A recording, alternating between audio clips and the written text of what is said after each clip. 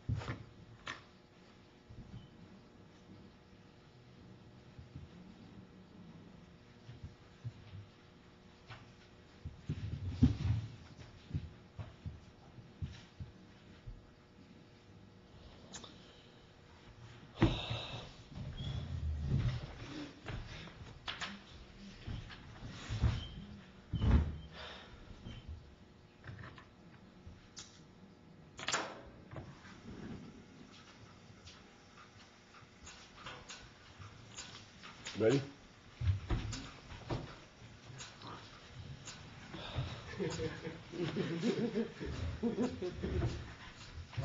He just snorted. No.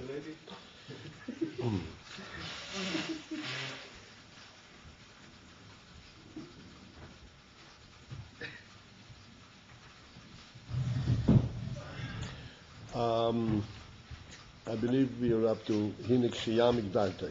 Maybe we started a little bit. This is about a third from the top of the page, and the line starts with the word Vehelam Megamri.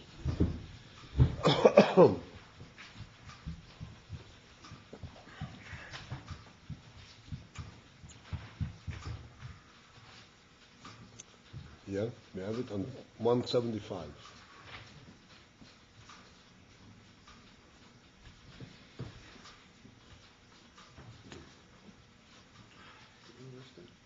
Excuse me? I'm just wondering what the date was.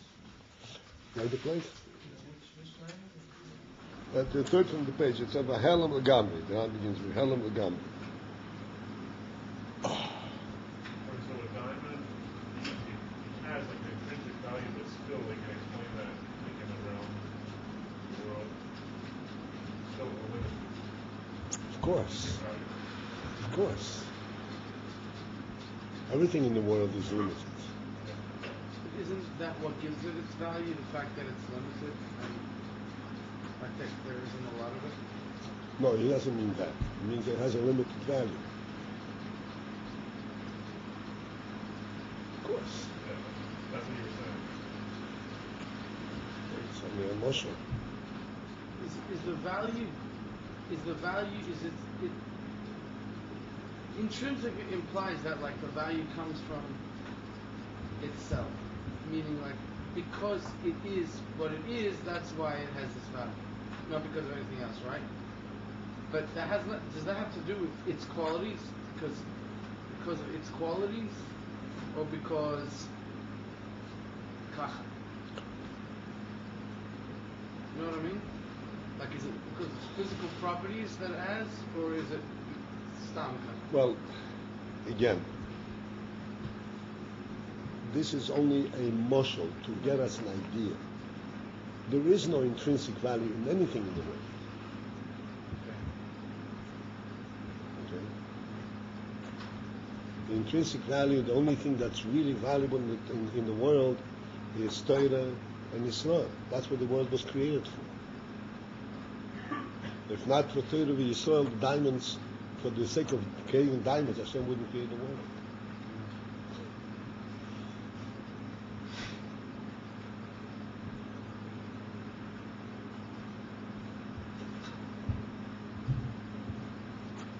The point which I was trying to make, and I want to make it again so we understand, it's very important that we grow out from the fallacy of our worldly view.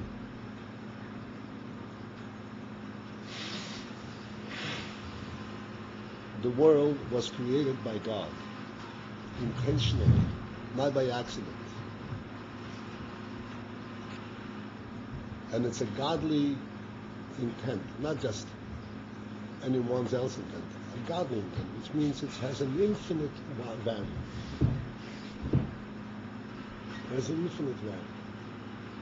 Because it has infinite value, it manifests itself within the world itself. In the sense, in the fact that, as we mentioned the other day, there is gold in the world, which does not rust, does not change, and does not get ruined under any circumstances. This does not have what we call the worldly limits.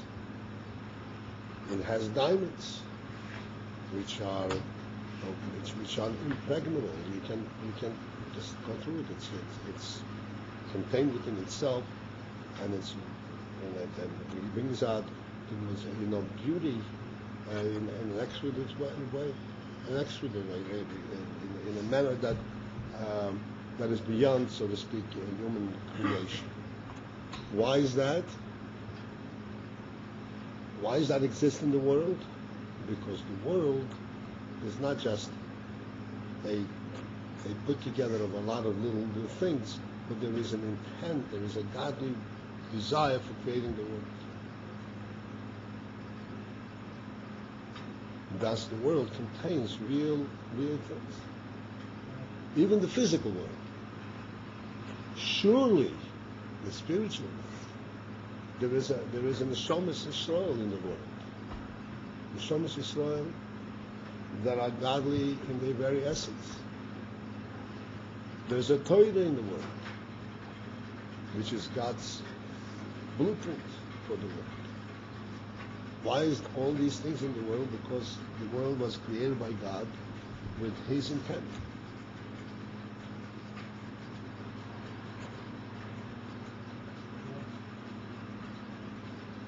Isn't there another perspective?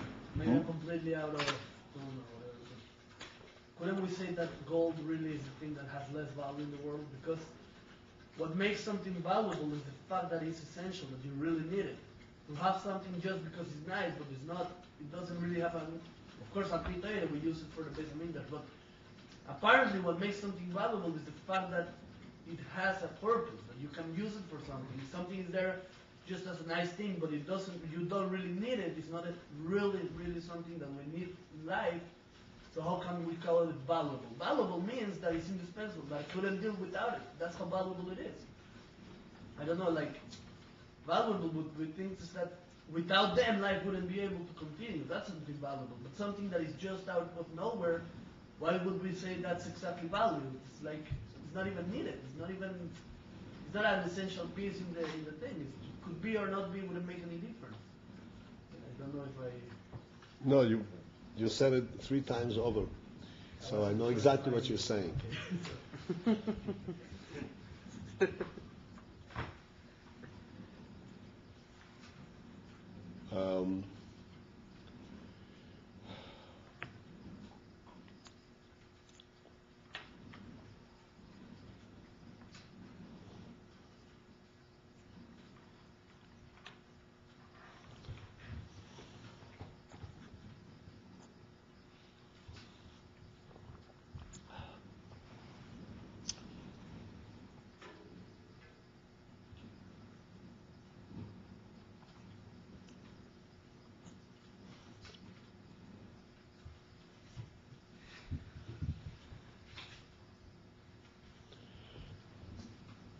I'm looking for a way to expose you to this idea.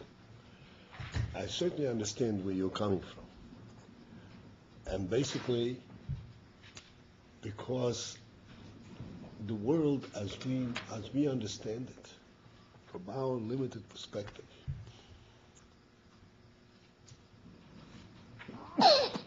we cannot perceive, or we do not look at the world as a valuable thing. We look at the world as an expendable thing. What can I get out of it? Right? Everything in the world. What can I get out? If it's interesting, it's interesting. If not, who cares? This is how we look at things. But that's because clearly we have a very limited sense of what is going on.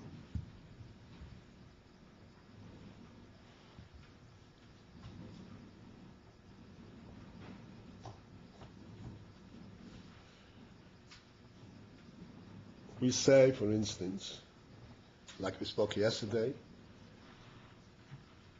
that when you do a good thing, you are serving Hashem. What does that mean?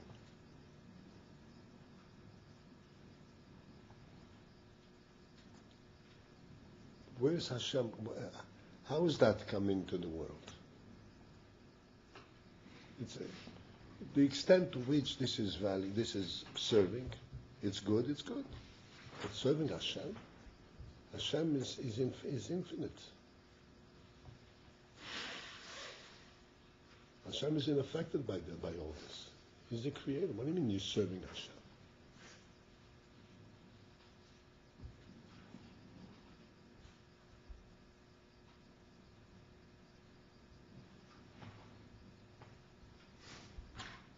Do you hear what I'm asking? Let's think together into this and understand what was implied in this. When you say you're serving Hashem, doing any simple thing, you're drinking water, you make a bracha, and you're serving Hashem. What does that mean? It means that there is significance in you drinking this water way beyond the fact that it satisfies your thirst, or it gives you a good taste in your mouth.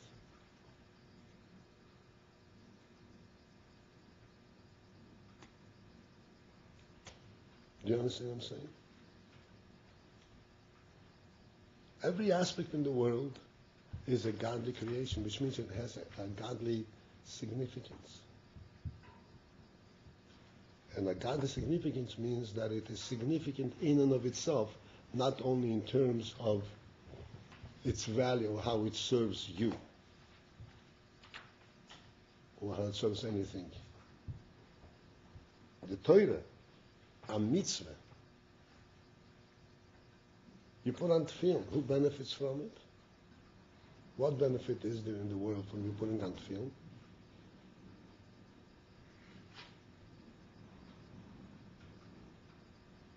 You say Shema, don't do anything. You say Shema Yisrael.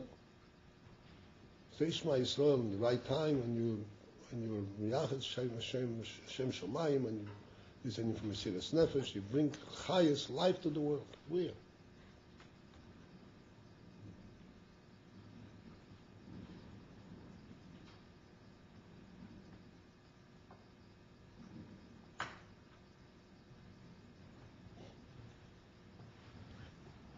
What I'm saying, okay, so to understand Shema and understand Tefillin, for this we need a lot of learning and a lot of understanding. But it is only telling us clearly that there is more to the world than meets our simple eye.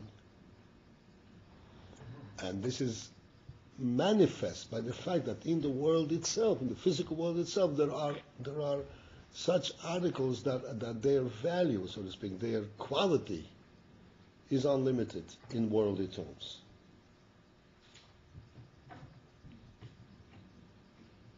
And the reason such articles exist in the world is because the world in general is greater than we think. The world in general has an infinite quality to it, even though it is very finite, but has an infinite quality. Like I pointed out the other day many times, the infinite variety that exists in the world, that itself also is a manifestation of the infinity that's contained in the world. Now the world, the essence of the world, the chayes of the world is infinite, not as we perceive it to be. And therefore, when we speak in terms of value, we can't speak in terms of value within the context of the world itself, because that is not the reality. That's not the real thing. That's not all there is. to eat and sleep and survive, that's not what the world is about. There are much greater things going on.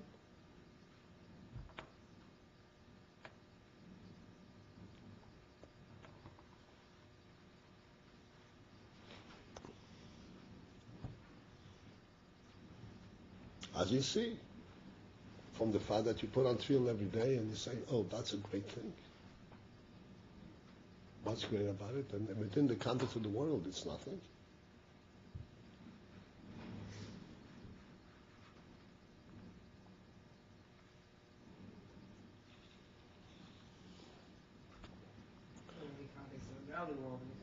You go and you spend $1,000, $1,500, $2,000 for a pair of tefillin, and people, from a responsible worldly perspective, will say, "What are you doing?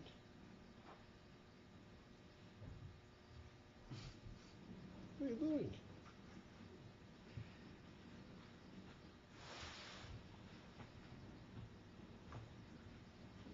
Right? The only redeeming grace in that is that you're supporting the scribe who is making a living out. And what's he doing? Yeah, right. Well, there's a fool who would buy it from you. Why shouldn't I do it?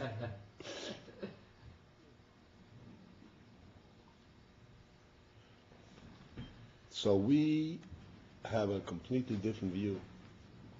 We say that the godly presence in the world is more important than the world itself. That's the real essence of the world. Understand? And it's not for any particular practical value, benefit.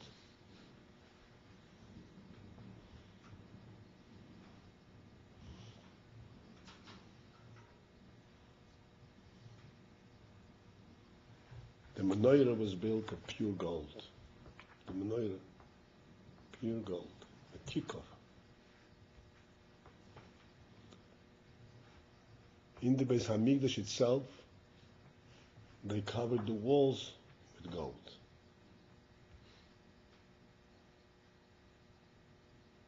What are you doing? Wasting Jewish money.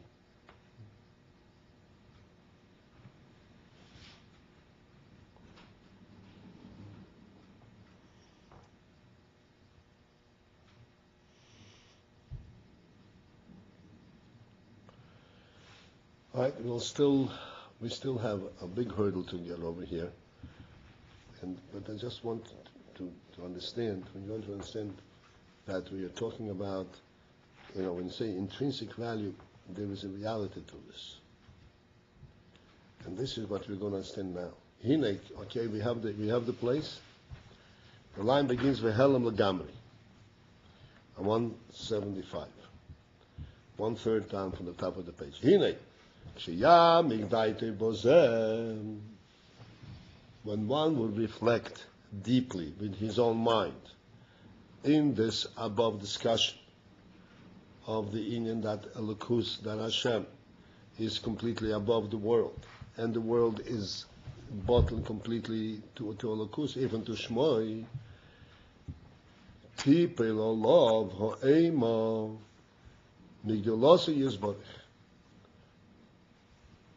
So this greatness that he contemplates, that he recognizes in the Elokus, from this will fall upon him a great awe of Hashem's greatness.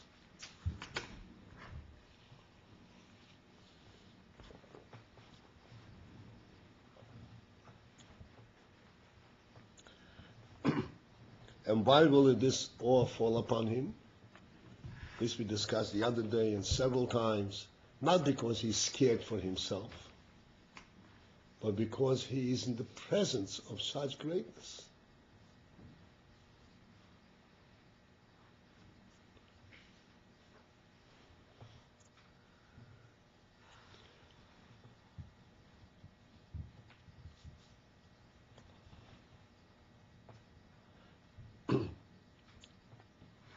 And one will ask, if this presence throws a fear on me and an awe, I'd better not know about it. Right? I'm getting scared. Listen, you said it's not the same scared as scared. That's right, yeah. Of course it's not the same. Okay. This is a rhetorical question. It's not really. I'm saying that this awe that falls that he has from the greatness, yes, there's an awe falling upon him, and he wants to stand away, but he doesn't want that he should not know about it,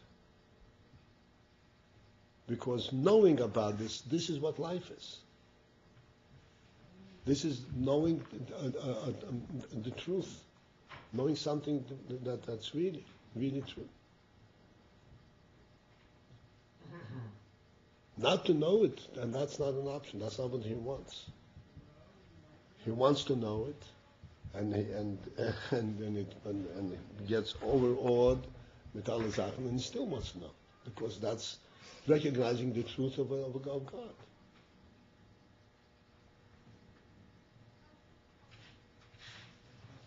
You with me, Moshe? Yeah, I'm trying. It's very Huh? hard to relate. I'm sorry? I'm trying to maybe. I'm only paying attention. It's very hard to relate to. Not because I don't want to. But No, I hear. I know. That's why I'm repeating it, because I know this is a completely different view of the world and of life than what we have on the outside. Totally. like mom is looking for a non-practical way of living, even though, because it's true. But you That's live right. all your life thinking you have to be practical, and suddenly it's That's like, right. it confronts. Very well put. Very well put. But there's a lot of practical things, but there's a lot of practicality involved in it as well. It's not. This is not based on practicality. I mean, there is practical things that you have to do as a result of this. But the essence of this It's not practical. is not practical.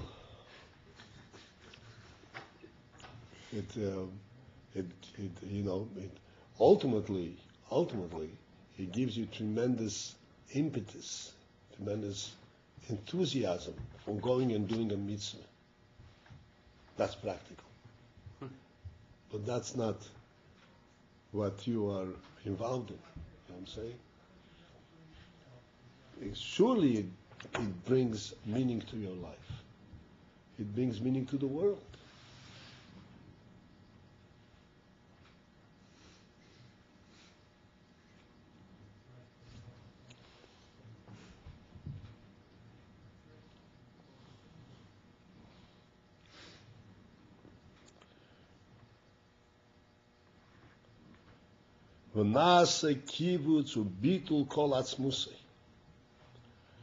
From this reflection, there results a kibbutz means a contraction, a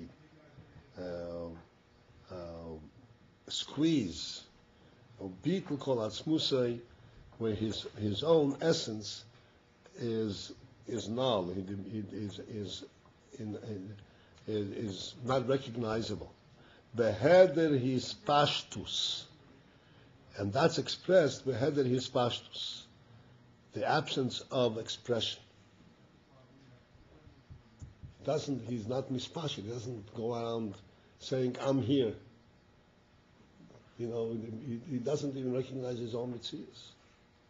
Shelo yimole liboy, his heart will not dare him. His heart will not dare him to go forward with great steps, so to speak, and showing his presence and showing his greatness, his own greatness.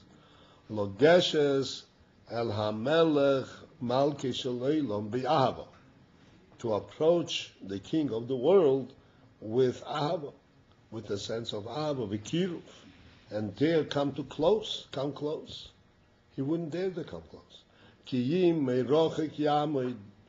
but rather the opposite. He will stand from a distance, the kibbutz or bitul, with this self annulment,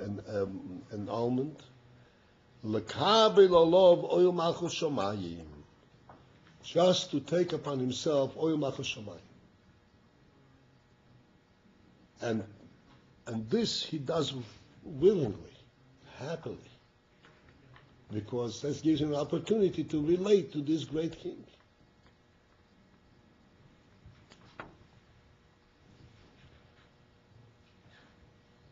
Lekabel kol tzivuyi hamelech, to accept all the commands of the king, ba'asiyo bepoel mamash,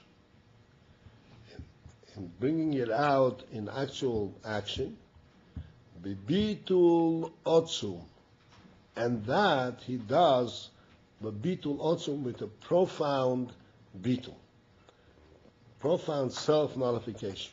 What does this mean? That is a profound nullification.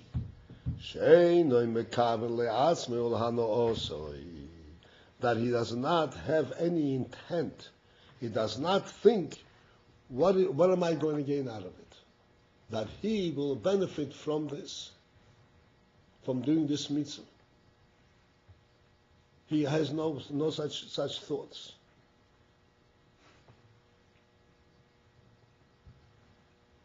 To have benefit and to have hanoah from it. Hainu b'hagilui oir, to have intent and focus on the gilui oir, on the godly revelation sheyoir benafshoi, that will shine in his soul. They call mitzvah as a result of every mitzvah that he does.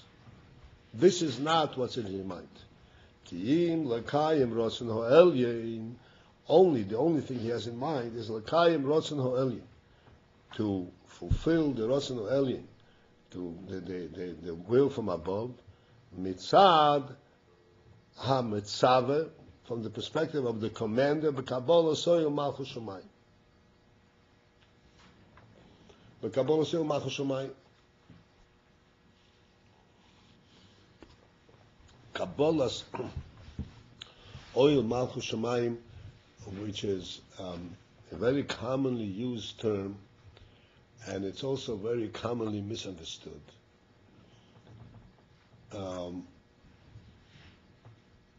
Again, we understand it from a very superficial perspective, that Kabbalah soil means that I'm just doing what you tell me.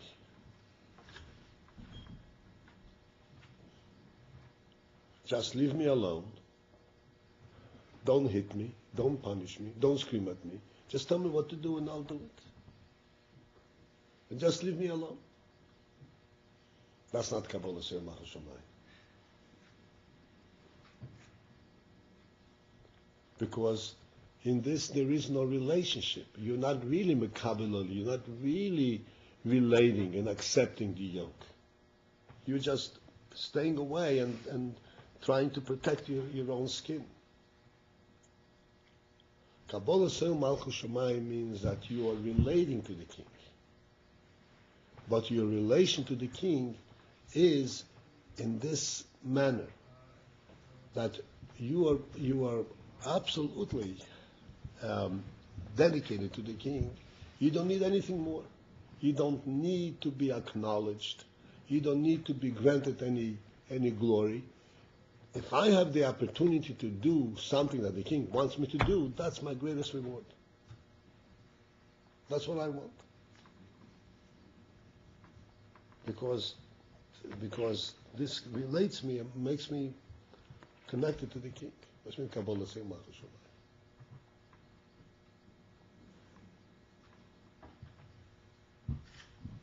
We have a very difficult time even to imagining such a concept.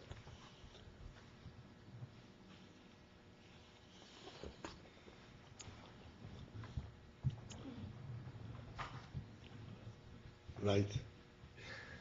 It's very scary also. But it's very true. What? I mean, it's very scary. Not scary like something bad is going to happen. Scary in another way. It's like, I I mean, it feels completely out of. I don't even know if I want to be that. It's like. Right, I mean, because it's impossible to not exist. It's right, just, because we live, so to speak, in a time where all emphasis is on the individual, and every individual lives in his own world, literally. And his relationship to other people is only in so far what I can get from you. And since I cannot get from you unless you get from me, so therefore you also get from me. But essentially, what is the basis of my existence? My own experience, what I am.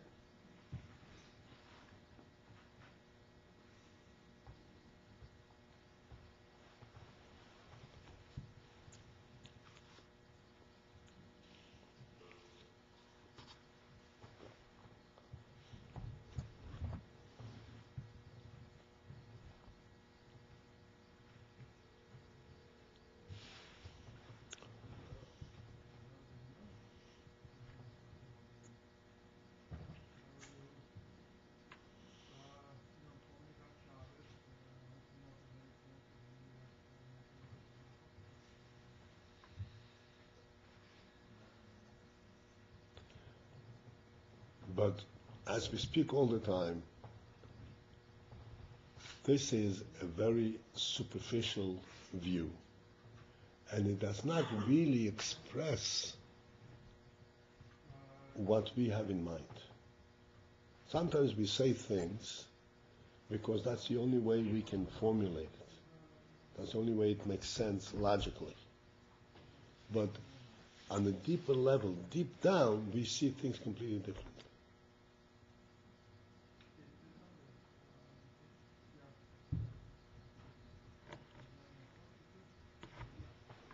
For instance, you give tzedakah. You give tzedakah. A poor man comes in and you have mercy on him and you give him tzedakah. So it appears, and practically speaking, that's what you're doing. You had a personal feeling for this, for the mercy, for the plight and the difficulty of this person. Therefore, you gave him tzedakah. And that's the end of it. It has to do between you and this person, nothing else. But if you reflect a little deeper into your own mind, you will see that in reality, as you were looking at this poor person and you had mercy on him, you also recognized and you realized that in this world, in the reality of the world, you must respond to this poor person. It's not just your own feelings. It would be blasphemous. It would be a terrible chilul Hashem if you didn't. If you didn't respond to this poor person, you would be lowering the status of this world. You would say, there's nothing here valuable.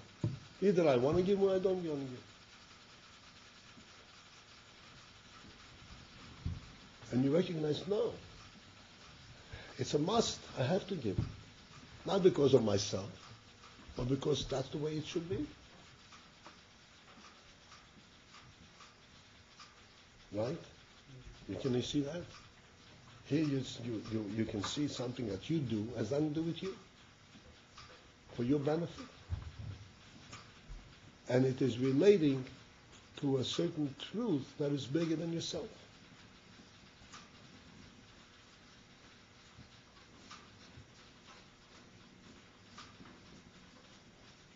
It's not, superficially this is the experience. But behind that is a real recognition that there's something greater. If there weren't something greater, so who cares? And if he cannot sustain himself and he cannot survive, so let him die. Who needs him? I'm not going to miss him. Can you imagine somebody thinking like this? What blasphemy that would be?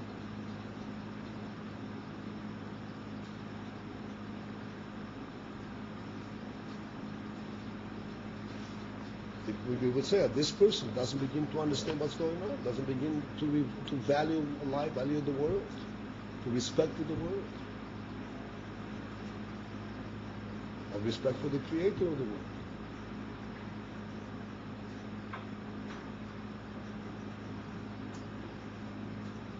Do you follow? So we see that we do have a sense of something that is true in itself. And this is what we know, this is what we love in everything. We want to relate to the truth. Not because of some benefit that we want, but because that's what we want. We want to relate to the truth. When I have to give tzedakah, I have to take my own money and give it away. And I want to do it. Because I want to relate to this truth.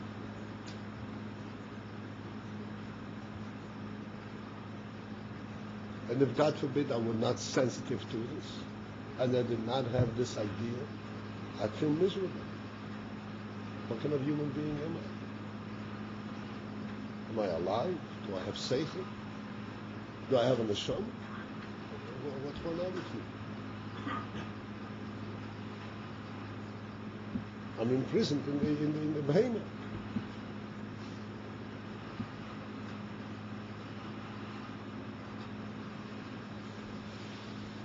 Do you understand?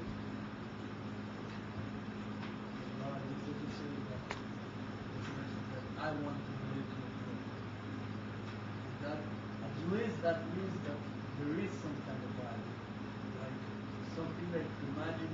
I don't mean to attain it because that's already imagined very high level, but to imagine to relate at all to a level where you can actually willingly decide not to have any presence. How can that be shared?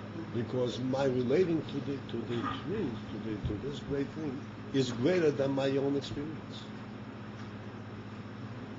My relating to this great king is greater than experiencing it. You don't relate without experience. What? How can you relate without experience? This is where, as we speak all the time, this is where the intellect and emotion are two different worlds.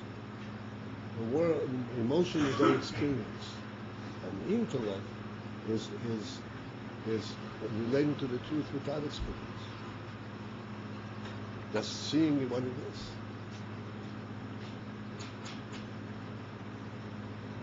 Let me explain to you just a general point.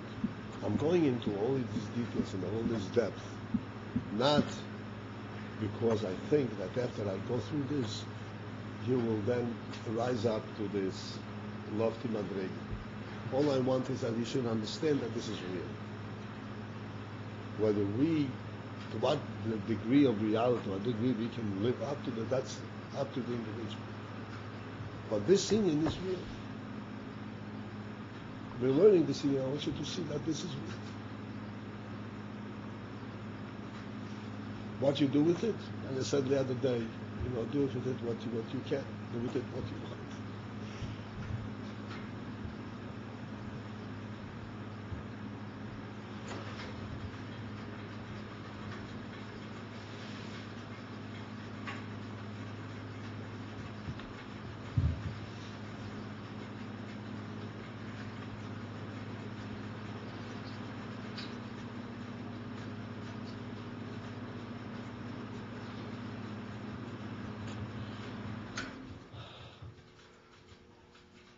Okay?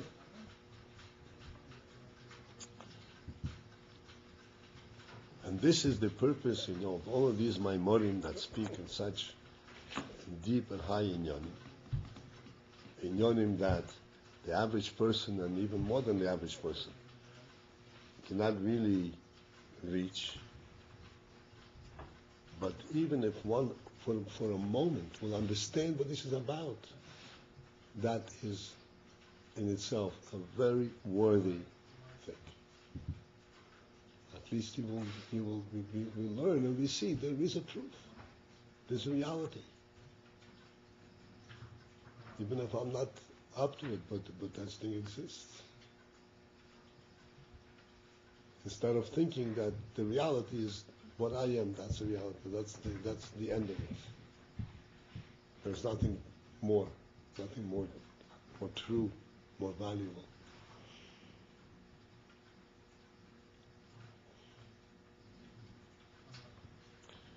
ובפרט כשמזבוינן, particularly when one reflects she'atzmus oir ein soif baruhu,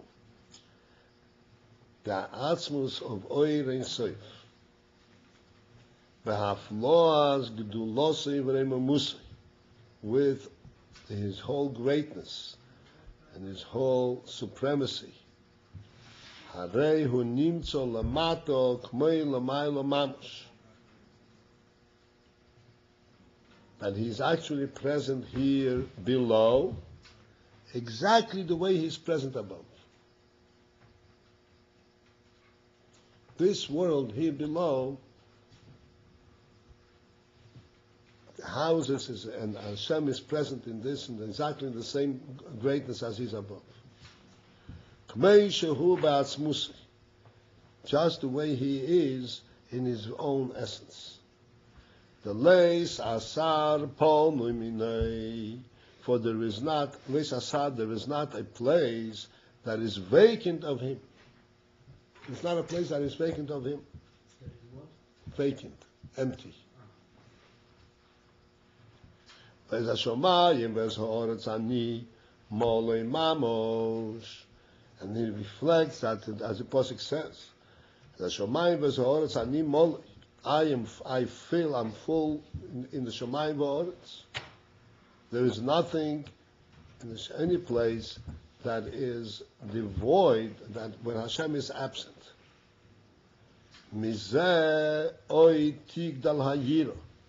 From this reflection, this will increase the yira even more. The yes as the greater power, shemizbatel legamri. When he becomes completely mizbatel, and he starts thinking to himself that I into myself am nothing. V'chol ma shehahizboinus hi b'harchiv yeser.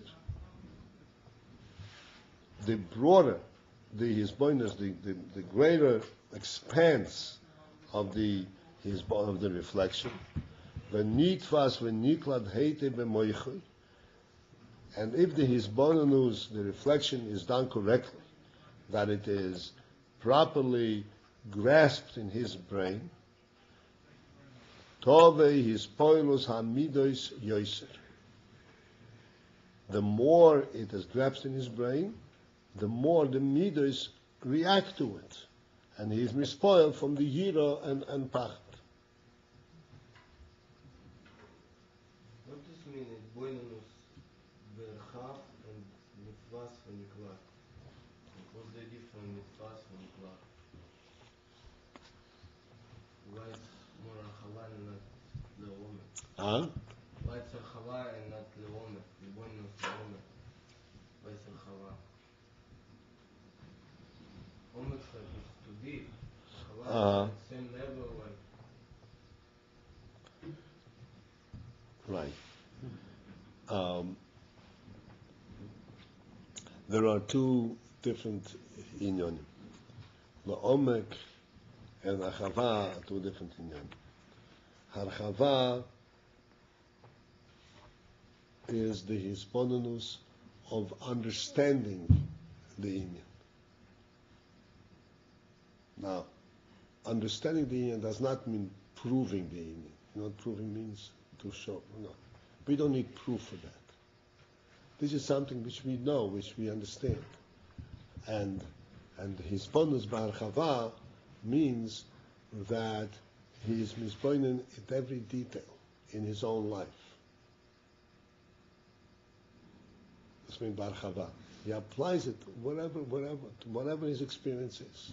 And he's mispoinen how real this is. So omek is when you need to prove the inyan. No, omek is a different thing. Omek is a different thing. Omek comes after this.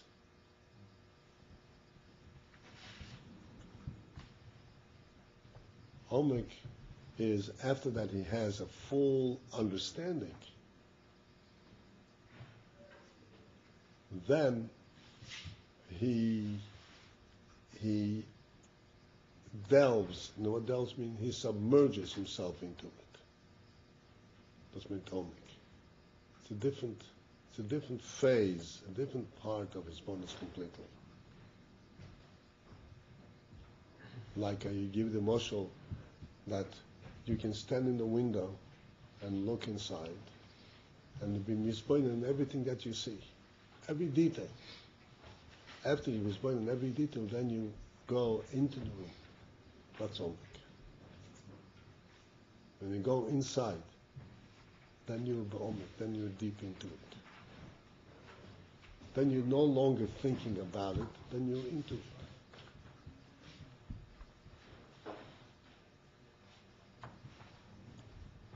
But before you go into it, first you have to have a full grasp and knowledge of it, understanding. That's not it says. That's nitfas or niklat.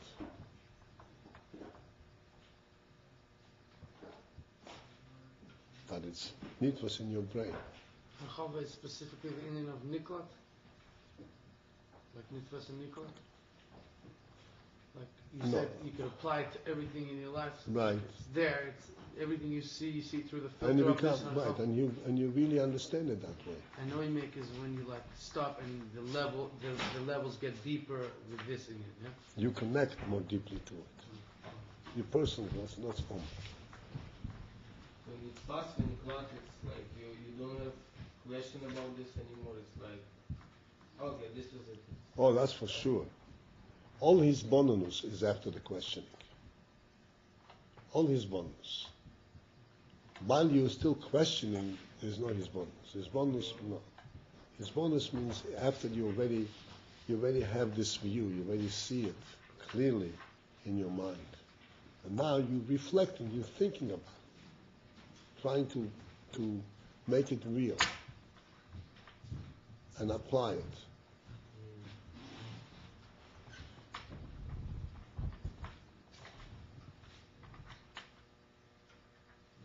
So we shouldn't start the bonus before it's like clear. The inyan is like, I know everything.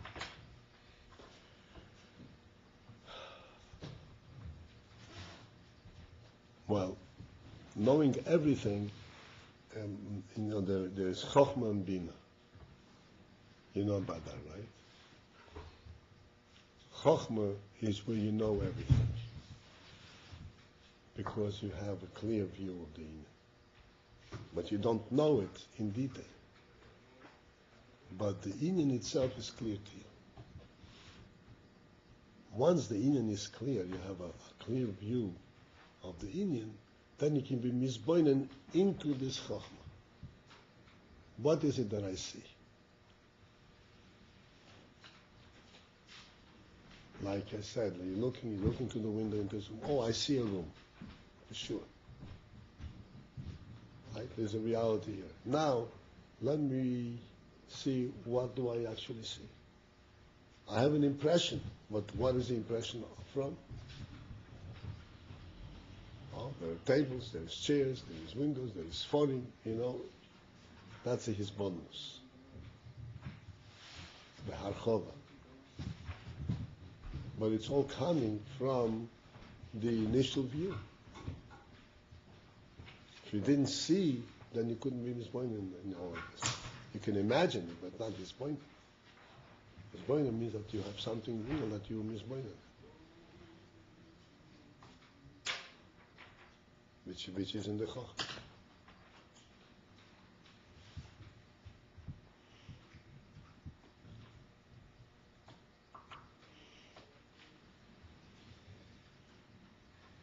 can say like you have some inyan, so you understand the inyan, but you have two things, you and this inyan, like they separate.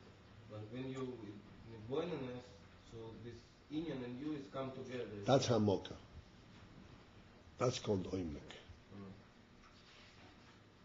That has to do with Memoyer Hadas. But the initial, his oneness is not necessarily. You have the inyan, but it's clear to you what it is. You can be misboined.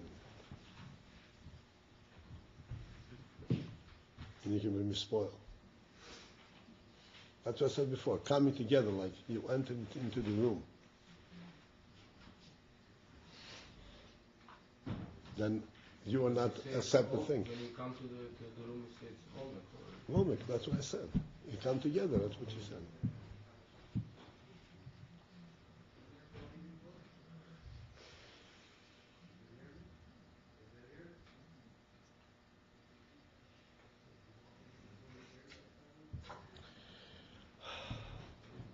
So, who is with us? You? I'm still catching up on I'm trying to make clear these distinctions between Hamaka and Chava coming. All right, but in general, I'm talking about the yeah. Moshe, you with us? I'm not sure. Huh? I'm not sure. I mean, I'm doing my effort, but All right. it's more than intellect. I'm sorry? I mean, I don't know. It's too confusing. Not that it's confusing, but like there's no base. Remember the muscle that I gave on intellect. You know, just like in senses we have sight and we have the other senses. All other senses, you sense the item by direct contact. You touch it, you smell it, you taste it. Right? Through your own experience. This is all not intellect. Intellect is compared to sight, where you know the truth of the thing without ever coming in contact with it. You don't touch it, you don't taste it. That's why a child, you show him anything, show him a picture, show him anything. What is the first thing he does? A baby. Taste it, because then it becomes real. If I'm looking at it, it's not real. Only someone whose intellect is developed, he could see something and it's real from sight. He doesn't have to touch it.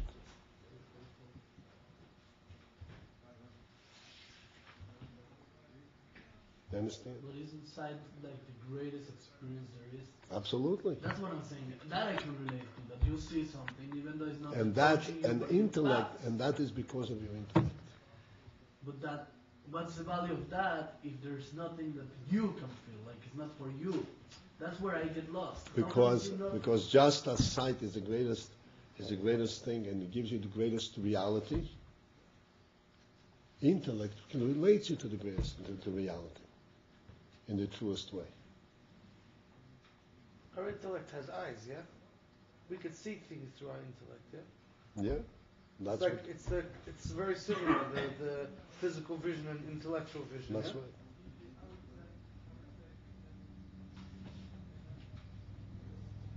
As a matter of fact, one depends on the other. The physical vision is the reflection of the spiritual vision, of the intellectual vision. If one does not have intellectual vision, then his physical vision doesn't do anything. Like I say, a child grabs everything to his mouth. The same part of the brain. I remember when I was in school, I made a speech. I had to learn something. Project. A project, and they found out that the person, when he thinks, he uses the same part of the brain that you use to look. To sight. Wow. Yeah, and it's the only thing that you use the same part. That's right. All other things different. That's right. So you see exactly what we're talking about. You with us? You with us? You are saying Ma'amid Sedra. You with us? You?